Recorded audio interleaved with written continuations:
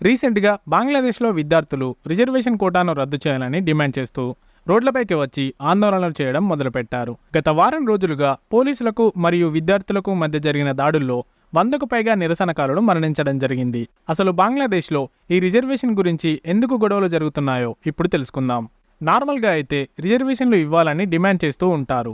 కానీ రిజర్వేషన్లు ఎత్తేస్తే మళ్ళీ ఎన్నికల్లో ఆ ప్రభుత్వం గెలవదని వాటి జోలికి వెళ్లకుండా ఉంటారు. కానీ బంగ్లాదేశ్లో దీనికి రివర్స్లో జరుగుతోంది. అక్కడి స్టూడెంట్స్ రిజర్వేషన్లను రద్దు చేయాలని, రిజర్వేషన్ వల్లనే సాధారణ ప్రజలు గవర్నమెంట్ ఉద్యోగాలు పొందలేకపోతున్నారని డిమాండ్ చేస్తున్నారు. దీనికి బంగ్లా ప్రధాని అయిన షేక్ హసీనా తీవ్రంగా వ్యతిరేకిస్తోంది. మన ఇండియాలో గవర్నమెంట్ ఉద్యోగాలకు ఎంతటి డిమాండ్ అయితే ఉందో అదేవిధంగా బంగ్లాదేశ్లో కూడా ప్రభుత్వ ఉద్యోగాలంటే చాలా డిమాండ్ ఉంది. ప్రతి సంవత్సరం బంగ్లా ప్రభుత్వ ఉద్యోగాలకు సంబంధించిన ఖాళీలను విడుదల చేస్తుంది. కానీ ఆ ఖాళీల్లో సాధారణ ప్రజలు ఎక్కువగా పోటీ పడలేరు. ఎందుకంటే అలా ప్రకటించిన ఖాళీల్లో సగానికి పైగా ఉద్యోగాలు రిజర్వ్డ్ కేటగిరీకి చెందినవే ఉంటాయి.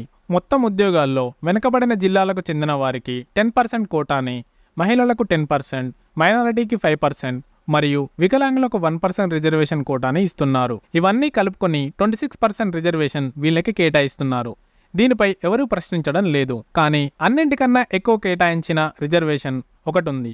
అదే ఫ్రీడమ్ ఫైటర్స్కి కేటాయించినది.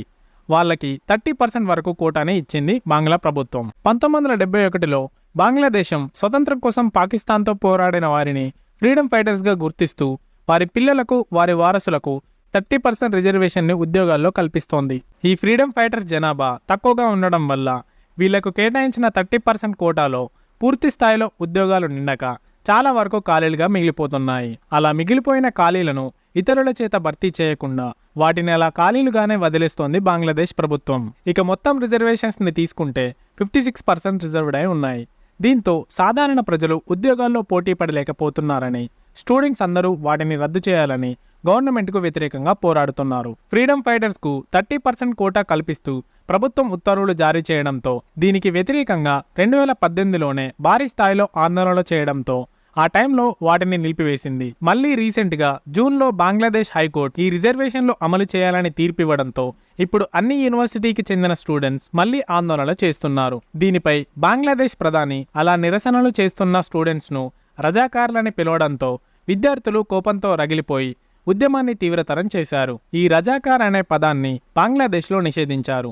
ఎందుకంటే 1971లో జరిగిన బంగ్లా-పాక్ యుద్ధంలో బంగ్లాదేశ్లో ఉంటూ పాకిస్తాన్కి సహకరించిన వారిని రజాకార్లు అనేవారు. ఇప్పుడు రిజర్వేషన్ కోటాకి వ్యతిరేకంగా పోరాడుతున్న స్టూడెంట్స్ని బంగ్లా ప్రధాని రజాకార్ అని అనడంతో స్టూడెంట్స్ని దేశద్రోహులుగా ముద్రిస్తున్నారని విద్యార్థులు రెచ్చిపోయారు. బంగ్లాదేశ్లోని ఒక జైల్లోకి చొరబడిన విద్యార్థులు అందులోని 1000 మంది ఖైదీలను విడిచిపెట్టారు. దీంతో ప్రధాని బంగ్లాదేశ్లోకి సైనికులను రప్పించి ఇంటర్నెట్ సేవలను నిలిపివేసి స్టూడెంట్స్ని కంట్రోల్ చేయాలని ప్రయత్నిస్తోంది. బంగ్లాదేశ్ ప్రధాని షేక్ హసీనా విద్యార్థులను చర్చలకు ఆహ్వానించారు.